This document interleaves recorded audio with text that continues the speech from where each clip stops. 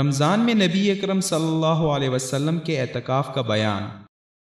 عن عائشة رضي الله عنها زوج النبي صلى الله عليه وسلم أن النبي صلى الله عليه وسلم كان يعتكف العشر الأواخر من رمضان حتى توفاه الله ثم اعتكف أزواجه من بعده۔